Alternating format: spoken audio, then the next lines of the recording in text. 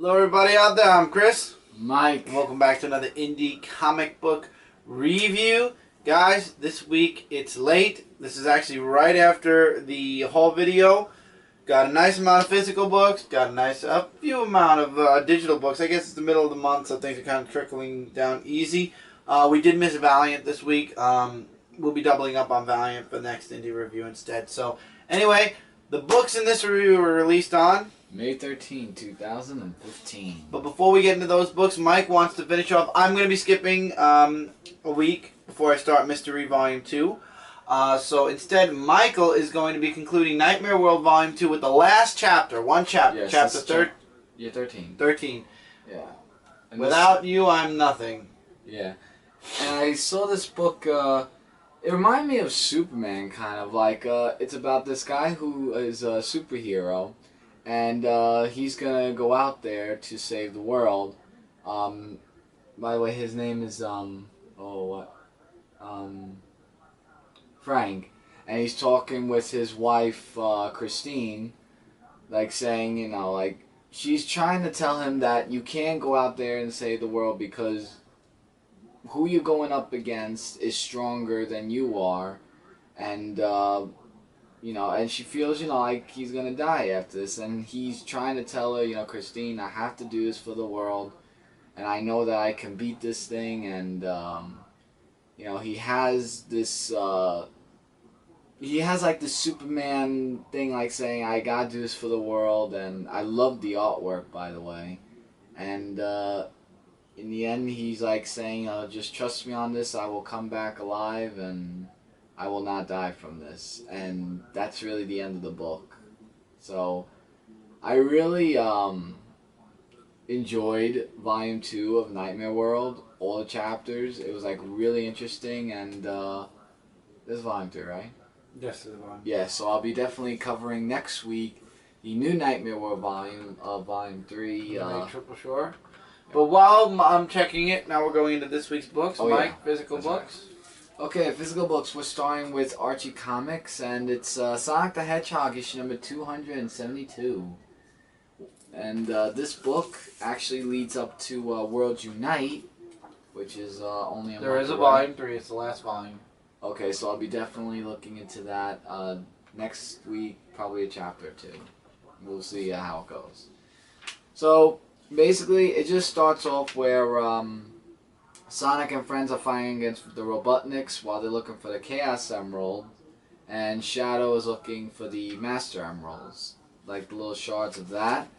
So, by the way, here's some artwork, which is drawn very nicely. And basically, Sonic learns more about the Gaia Gate and what it entails about the two keys that they have to look for, the moon and the sun. So, their mission is to look for those keys, whereas Knuckles and Amy are going to look for the Master Emerald. So basically they need that to, you know, fix their worlds and everything. So after all that and the whole night of Sonic turning into a Werehog and everything, Metal Sonic comes in the end, and it continues directly in Sonic Universe number 75. But next month will be the epic crossover of the Worlds Unite book, which I am definitely... Which is why this is going to end in Sonic Universe, because they're going to start right. Well, there's one story here. It's not a story arc of part 1, 2, 3, 4. This is just one story arc, which is also one thing I want to point out. So, well, there'll be there is a checklist. It was in the issue 0. There's going to be a one-shot from Sonic. There's going to be a one-shot from Mega Man. We're going to be getting Sonic Boom, Sonic the Hedgehog, Sonic Universe, Mega Man. Like I said, there's going to be the 2 one-shots. And it's only 2 months, though, so it's not I know with bad. Sonic Boom, I don't know. Well, it's not really involving them. It's just... Well, I know, but I don't really collect it, but I have to for that purpose. Teenage Mutant Ninja Turtles, number 5 of Color Classics, Volume 3, City at War, Part 3 of 13. It's a really good series. I really enjoyed it in black and white. I'm glad you're enjoying it in color. Yeah, this is IDW. And what I like about this book is I like the perspectives. That, like, it's not just the Turtles. It goes with Casey Jones and April. And we get a little bit more of their story. Like Casey Jones, you know, who lives with Gabrielle as of now, and they have their little moment with each other. as the issue continues. Then April about her memories with the Foot Clan, about what happened way issues back. And we get a nice Turtles action as well, with amazing color artwork. And it's just Raphael like saying, you know, being guardian angels, you know, this is stupid, and what does this have to do with the Foot Clan? And Leo is trying to say, you know, Splinter taught us, you know, blah blah blah, like all this and that. Robots attack the city, and this is where the Turtles get some action, along with the Foot Clan, who are involved as well, and a bunch of other things that happen during the end of the book. And we have a Shredder, who actually appears at the end of this issue. So really something to look into reading, because I'm really enjoying the City at War chapter. And now we're going into Image, which is your book. I'm going to breeze through this one, guys, because I'm still a little bit behind. I want to read a little bit more into previous issues and then get back into this one. But Saga, issue number 28. In this issue, the mom is already abducted. You have them still chasing after the baby and the mom and everybody. And I don't think this is a final. A few people told me that this is the end of the chapter. I don't believe it's the end of the chapter at all. But in the end, I forget what her name was. The woman that actually ratted them out, but I think it gives her name here. Yuma. Yuma actually makes a sacrifice in this book towards the end. The prince actually gets attacked by his people because they found out that he's working with... I can't remember his name either. It's been a while since I've been into this book. Give me a while and I'll get back into it. But we get some really nice moments with Little Girl and Lion Cat. And they're still looking for the dragon seed to bring the will back. I forgot what his sister's name was. She was the Brand. The Brand is actually helping them find this dragon seed to bring the will back. So you got a lot of different stories going on, but it was really, really good issue. Great artwork.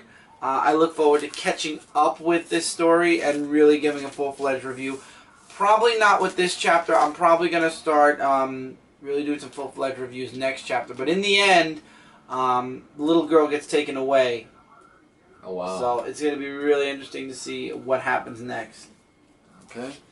Another Image is The Walking Dead issue number 141. You told me that Rick was being a jerk in this book. I thought it was a jerk. To be honest, I don't... It's a girl. Well, that was a little harsh. No, that was jerk. But I'll explain probably... Well, first of all, let me get into the book. It's basically, from what happened last issue, about Negan. You know, like the cell door was open, and after Rick had a long conversation with other people outside, he finds Negan, and here we go, the ever so swearing Negan, just swearing his head off and like saying, you know, the door's been open, but you know, I didn't do anything. I haven't, you know, went out or anything, and I just want you to trust me. And then he's like saying, you know, how can I trust you and everything, and you know, he's just trying to convince him to trust him and to just let him out and be like one of his people. So Rick just locks him back up and just, you know, says, well, he doesn't say name who did it. He just describes who did it. And then Rick goes to the person who was Olivia and just saying, you know, you can't leave that cell door open again because of... oh, bullshit. He goes to her, look at all the people behind you. They're all dead right now. And she's like, I don't understand what's happening. He's like, it's your fault. It would be your fault. You left Negan's cell open. He says it right here. And right now, if we don't know if he could have done something. I don't know what he. She was blessed. He was blessed with stupidity. Rick is fine. I mean, you remember what Negan did? Yeah, and then when she runs, she's crying. He's like, go home before you make a scene. Even Rick is something. showing leadership, and he remembers the destruction Negan did. He was just scared because he doesn't want... I know Negan has his own little plan, but I don't think that Rick had the right to really... He did. And then he threatened the girl that he's going to throw her out if she does it again. a little It leniency. could You know, be- things happen. Well, he's trying not to kill people as well because he wants everyone to be I civilized. think Negan has a point, though. Negan says he doesn't want to kill him because it's his last shred of showing that he's a good man. Right. I think that's true. That's why Negan's not dead and why Negan won't die, and that's But, going to give him a head up.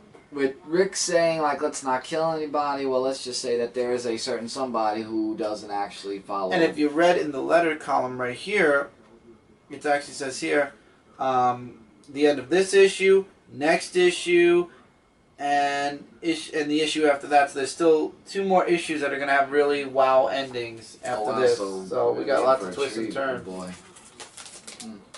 Well, I'm just saying, in my opinion, it's 50-50, but Rick is losing himself, I think, a bit. I think he needs is, to... but you gotta understand, he's trying to be a leader, and he wants not to kill people. He's just trying to show leadership. I don't know. Birthright issue number 7, getting away from this. Mikey and Brennan are still out in the wild. They're chasing after these 2 knives, or these 2 knives that'll reveal where one of the mages are because they're really, really, really well hidden. And Mikey's mom, actually, I liked this issue with Mikey's mom. There were copies that were made of Mikey's journal while he was in, what was it called? What was the place? Tyrannos. And she's reading one of them, and it's a year later. You know, they're celebrating his birthday. He's also starting to get braver, more willing to fight and to kill. You see the bond between him and the wing woman. I forgot her name. Jeez. Starting to form, and the mother's finally like, no more missed birthdays, and she's kind of like what the cover's showing. She's trying to figure out where Mikey and Brennan are going to be next, and they find Mikey and Brennan find the knives. Unfortunately, they're in a it's like a store out in the middle of nowhere, and they're not for sale. They're more for display purposes. Brennan has this funny moment with the storekeep, with the girl who's the storekeep. Now remember, Mikey and Brennan have been out in the wild for a while, so they've been stealing from camps so that they could stay, you know, they have food and everything.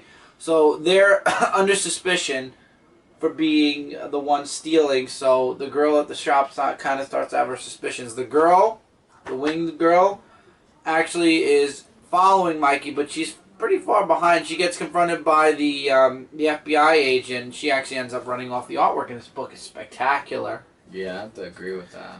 And Mikey and Brennan end up breaking into the place at night. They get caught by the girl who was suspicious of them, and I'm not giving away the last page, at least not till the next issue, but man, things don't look good for one character by the end of this issue. Oh, no. I'm loving Birthright. Birthright is an awesome read, and again, I apologize for my very vagueness with Saga. Again, I have a lot of catching up to do, but with this book, I'm caught up, and I'm really loving it a lot. Alright. There are 2 Zenescope books that are mine for this week. Wonderland issue number 35. In Wonderland issue number 35, we get more actually insight of Callie, right? Yeah, Callie. Of her being the White Queen, and she works with this woman right here with the purple hair. I can't remember what her name is. Like We need like an index where we write names down. Yeah, because I really just can't remember. But the artwork was great, and the White Queen was coming for some item. What was it called? Like something about the dream, like that makes sense. Oh, I can't remember, but basically, she goes for that. I'm gonna show like a page right here where the artwork's like drawn fantastic. So she's just the en passant. That's what it's called. And if you want to know more about it, definitely read the book, and you'll find out more about that. So basically, they're looking at this man who is being possessed by someone, and they like go after these winged creatures that really bite people. And let's just say that the Mad Hatter is actually going to play a really big part of what happens in the last page. Matter. Oh boy. I don't want to give too much away because I want you guys to definitely read the book. Really interesting stuff in here. And my book of the week has to go to Patrick Shan's Robin Hood issue number 10. The second part called The Plague. Or just Plague. Yeah, The Plague. I was right. Man, it's just like a bunch of twists and turns where Robin wants to just go find out, you know, who was behind this whole plague. So she goes and talks to the girl, I can't remember what her name was, and she asks her questions like, you know, you were there with Marion, you know, like, and with the Cabal, who is the group. And here's some artwork, by the way. And Robin's trying to call every person to help her, like Red Riding Hood, Van Helsing, just basically everyone.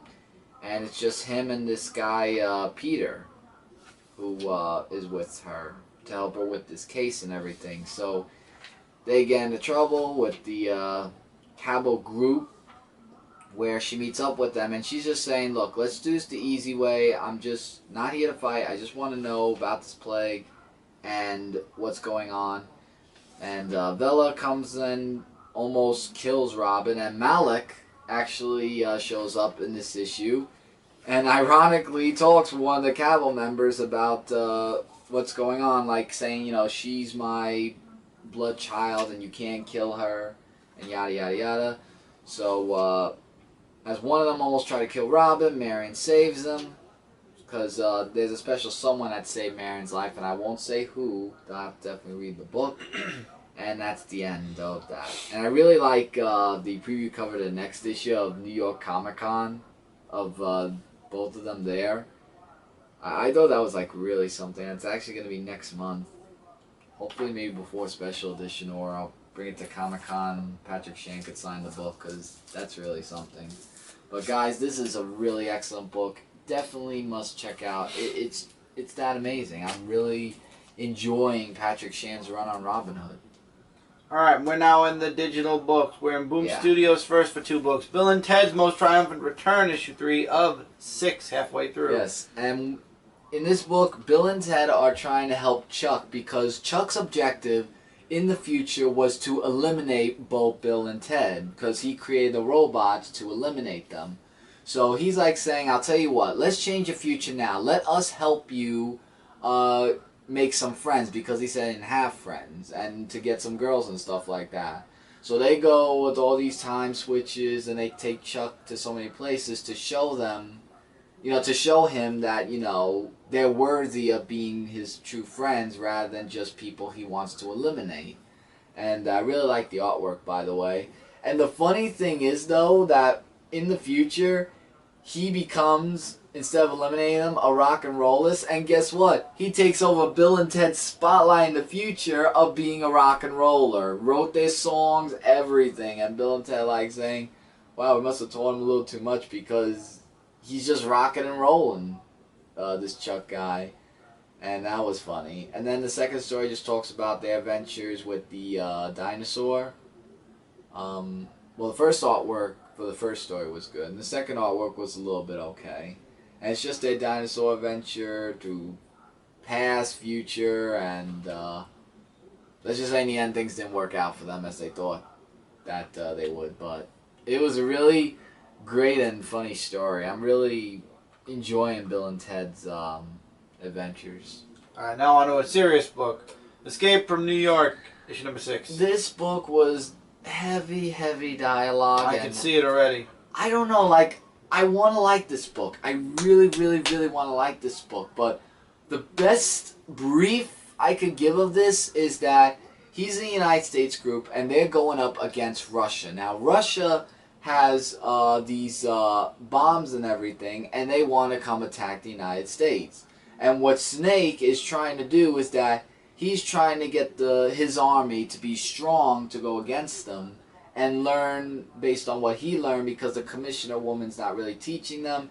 And meanwhile, we got this spiked guy who was ordered by the president to kill Snake. But Snake doesn't know that yet until the issue continues. But he wants to know why he is so connected with the president. But he doesn't know that he's there to kill him. And that's the thing that, he's like saying, well, the president's just, maybe he's not that bad of a person.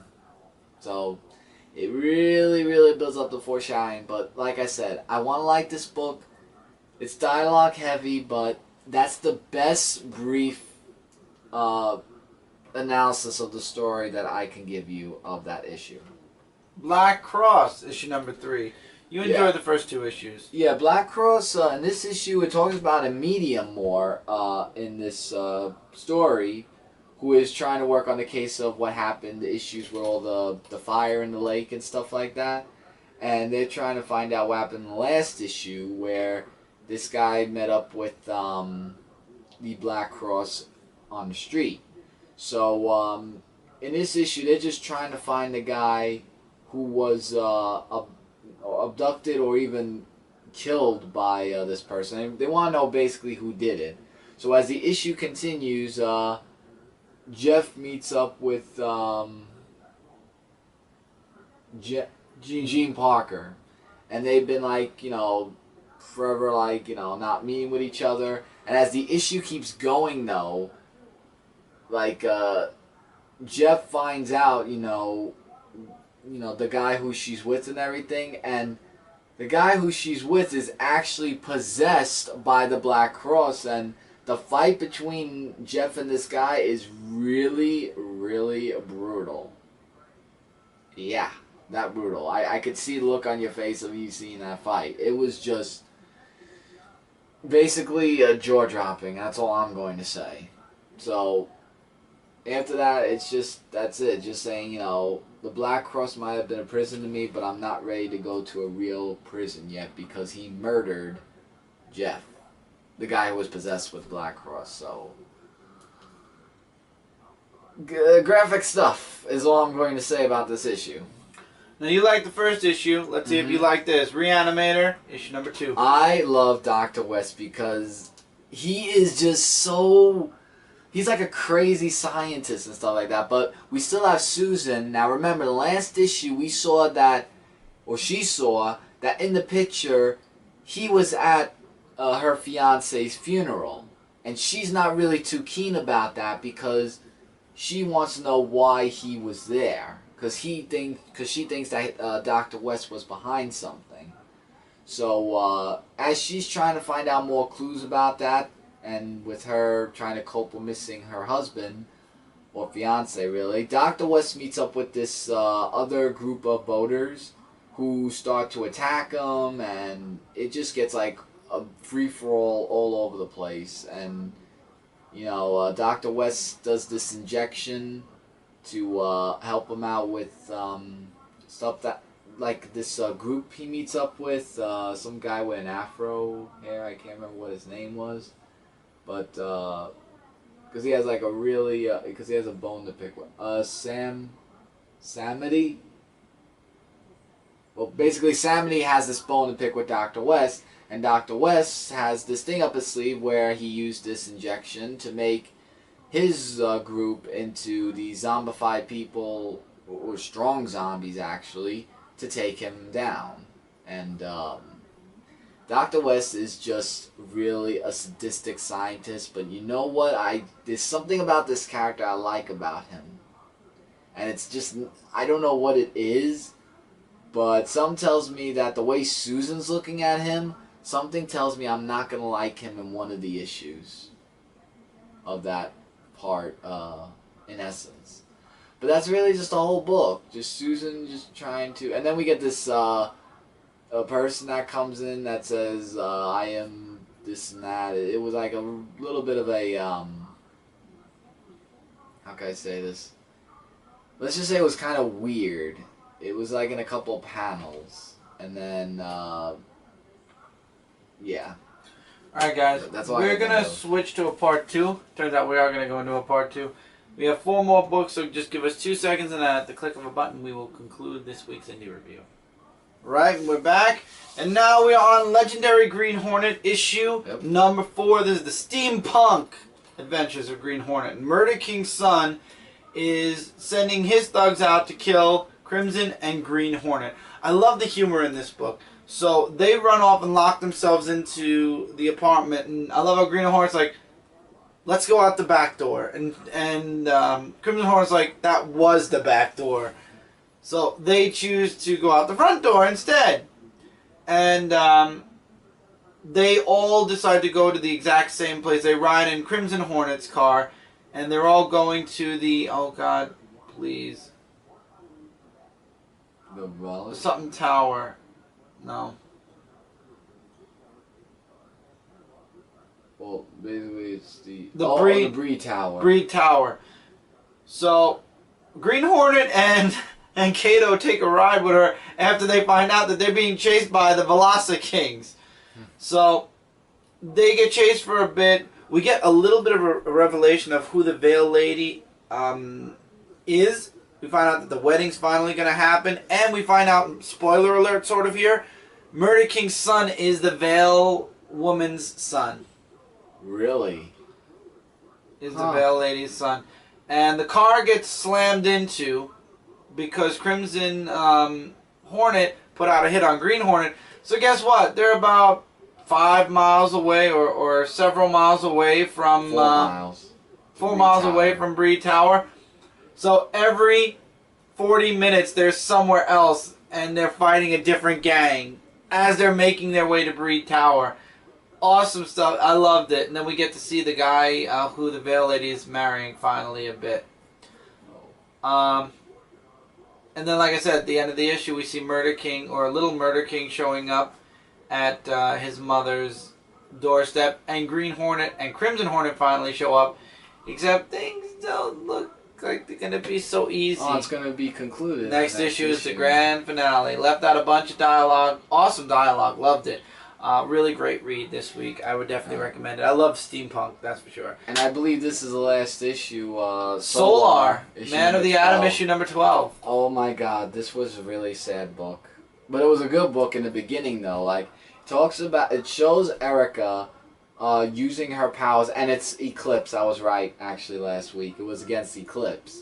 So, her father's alive, you know, after seeing that, and then he's like telling Erica, you know, I know that I've taught you well, you gotta use your powers and you gotta fight this Eclipse on your own. So she's using her powers and, you know, just attacking him, and things don't work out at first, but then the father steps in and does this huge sacrifice that ends up with a big explosion, and then after that her daughter's like saying, you know, after seeing him on the ground and everything, that he's like literally on his deathbed, just saying, you know, I don't know, I felt so bad, you know, I don't know, I should not have been a jerk to you all these months and everything. I should have just been with you after these months. You showed me how to do these things, and that was like a really sad moment just to see him. He basically died in this book. So Eclipse is still alive, though, so Erica, using her father's mathematics stuff, along with seeing the past stuff, what happened in the past issues, yeah, she really beats the snot out of Eclipse. And I love that picture. That picture right there, I wish I could have a poster of that one.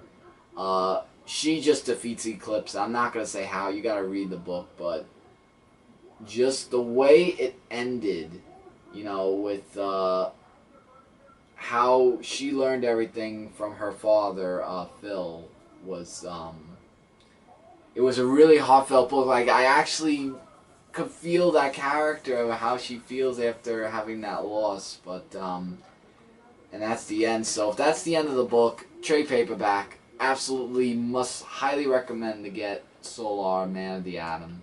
Really a great issue. Last two books. First, we've got Dave, issue number 4. Yeah, now with the Kalar, I think that's what they're called, the aliens that are taking over the city, is now up to Dave to get rid of them. So he has this chip that he got from the last issue to help him defeat these Kalar aliens who are taking over the city. So what he does with his son is that he brings his son to his aunt well, the aunt and the mother's house, and leaves him there because there's nobody out there that wants to help him. Like, he used a chip to protect them from the Kellar thing, and from what we learned is that when he went to this lair, it's actually a virus that the chip has. Now, I don't know if it's the chip that he injected in them or something, but that's what it looks like. And this virus could be very, very dangerous to what it entails of his combat and fighting. But you see a lot of combat where he just knocks out the aliens, uppercut them, and basically it's like robot versus alien. Well, robot versus aliens, because it's only one person against many of the aliens. And that's where we get more parts about what this chip is, and if you want to find out more of that, you could definitely read the book. But it's very dangerous from what I've been reading, and actually, the chip that he has that has the virus, he has an army of his own to go against the Kellar aliens, and that's where it's to be continued. After day 3 of the invasion, now I could say we'll be robots versus aliens. Can't wait for the next issue. Alright, and the last book for this week, G.I. Joe Snake Eyes, Agent of Cobra, issue 5. I could sum this up in a few sentences. It's Snake Eyes versus Shadow Storm. Yeah, the whole book. And the fight scene... Oh, Storm Shadow, sorry. Storm Shadow, yeah. The fight scene was amazing. Because the artwork... There's no words. There's no words. It's just them fighting along with... the girl taking G.I. Joe's son, like protecting him away from the fight.